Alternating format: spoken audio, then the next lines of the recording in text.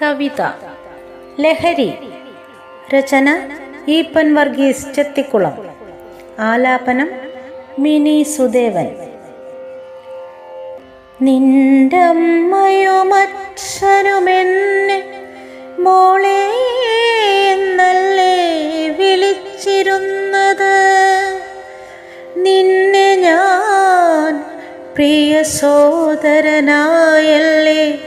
കണ്ടിരുന്നത്. എന്നിട്ടുമെന്തിനു നീ എന്നെ വെറിപൂണ്ട നിൻ കൂട്ടുകാർക്ക് പിച്ചി ചീന്തുവാനായി വിട്ടുകൊടുത്തു. സോദരാ, പിച്ചി ചീന്തുവാനായി വിട്ടുകൊടുത്തു നീ.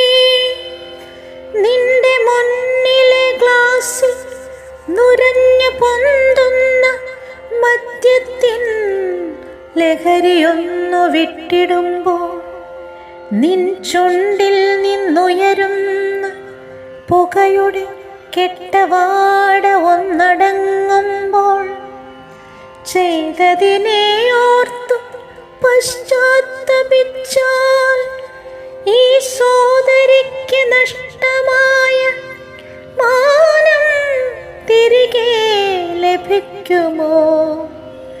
ഈ സോദരിക്ക് നഷ്ടമായ മാനം തിരികെ ലഭിക്കുമോ? എങ്കിലും സോദരാ, നിന്നെ ഞാൻ ചേട്ടാ എന്നല്ലേ വിളിച്ചിരുന്നത്.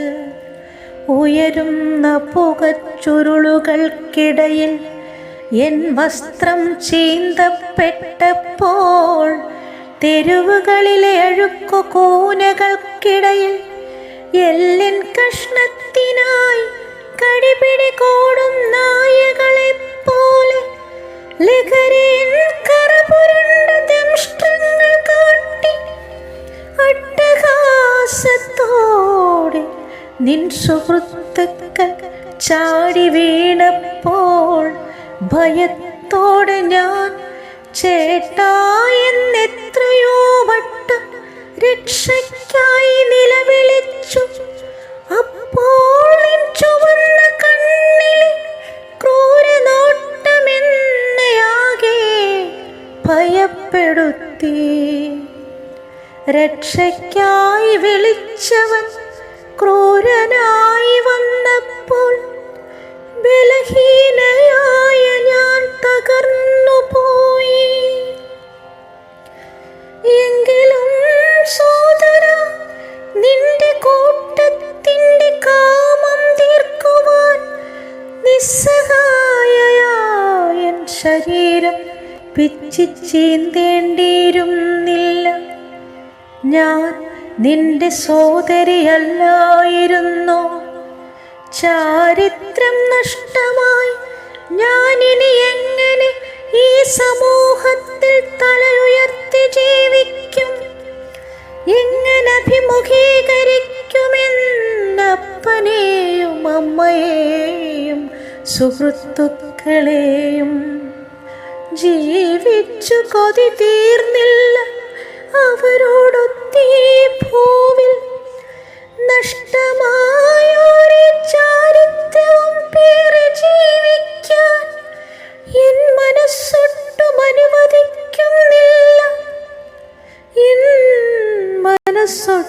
അനുവദിക്കുന്നില്ല. മനസ്സില്ല മനസ്സോടെ ഞാൻ ഈ ലോകം വിട്ടുപോകുന്നു.